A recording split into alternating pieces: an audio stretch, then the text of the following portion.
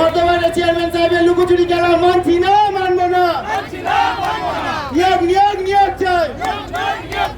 মাননীয় চেয়ারম্যান সাহেব, আপনি যদি আমাদেরকে এইভাবে বঞ্চিত করেন, আমাদের আপনার কাছে অনুরোধ, আপনি আপনার ছেলের কাছে, আপনার বউয়ের কাছে, আপনার নাতির কাছে আপনাদের এই মুখটা দেখাতে পারবেন তো, যারা প্রকৃত যোগ্য মানুষ।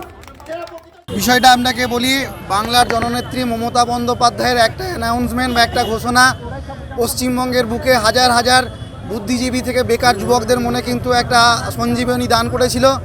আমরা আশা 2014, যেটা আমরা স্বপ্নেও ভাবতে পারি নাই, মমতা বন্দ্যোপাধ্যায়ের একটা ঘোষণার পরে 2014 যে টেট, প্রাইমারি যে টেট, সেই টেটে যারা উত্তীর্ণ হতে পারেনি, আমরা 2016 সালে দেখেছি। তারপরে ওনার ঘোষণা মতো যারা যোগ্য প্রাইমারি টেট পাস ক্যান্ডিডেট ছিলেন তাদের অবিলম্বে ভেরিফিকেশন, ইন্টারভিউ এবং কাউন্সিলিং পর্ব শুরু করে ফেব্রুয়ারি মাসের মধ্যেই অবিলম্বে নিয়োগ দেওয়া হবে। এই আশ্বাসে কিন্তু হাজার হাজার বেকার যুবক কিন্তু আশায় ভর করে বুক বেঁধেছিলেন। আমরাও যথারীতি পূর্ব বর্ধমান জেলার যে প্রার্থী আমরা এখানে দেখতে পাচ্ছেন জড়ো হয়েছে, আমরা কিন্তু প্রত্যেককে দেখেছি প্রাথমিক শিক্ষা পর্ষদের যে ওয়েবসাইট, সেখানে আমরা আমাদের যোগ্যতা অনুযায়ী মেরিট লিস্টে স্থান পেয়েছি এবং সেই মোতাবেক গতকাল আমরা পূর্ব বর্ধমান জেলার ডিপিএসসিতে এসেছিলাম।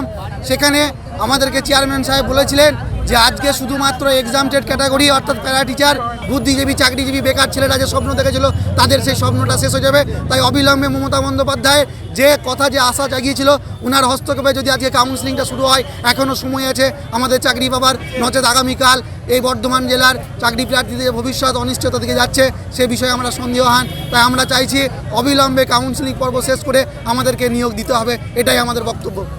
আমরা পূর্ব বর্ধমানের বিভিন্ন গ্রাম এবং মফস্বল থেকে এসেছি, বহু দূর দূরান্ত থেকে 60-70 কিলোমিটার দূর থেকে এসেছি, পশ্চিম বর্ধমান থেকেও এসেছি। আমরা এখানে এসেছিলাম পর্ষদের কথা অনুযায়ী যে আজকে আমাদের কাউন্সিলিং হবে এবং জয়েনিং লেটার দেওয়া হবে, অ্যাপয়েন্টমেন্ট লেটার দেওয়া হবে, কালকে আমরা স্কুলে জয়েন করতে পারবো।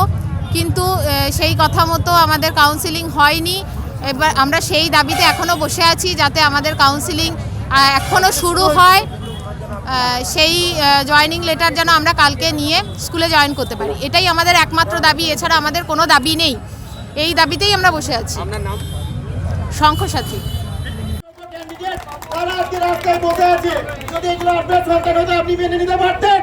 এখনো কিন্তু সময় আছে আপনার হাতে, সমস্ত ডিস্ট্রিক্টে নিয়োগ হওয়া সত্ত্বেও কেন বর্তমানের সঙ্গে এই বিচারিতা হবে? এবং সব থেকে ভালো কথা, বাংলার বুকে দাঁড়িয়ে, বাংলার মাটিতে দাঁড়িয়ে, এই বর্তমানে রায় বাংলাতে দাঁড়িয়ে আজকে উর্দু এবং হিন্দি মিডিয়ামে নিয়োগ হয়ে গেল কালকে, কোনো রকম কোনো অসুবিধা না থাকা সত্ত্বেও। তাহলে আমাদের কেন এই বিচারিতা? আপনাদের কিসের এত ভয় আছে যে আপনারা নিচে নেমে এসে কথা বলুন? পূর্ব বর্ধমান থেকে অসিত রাউত।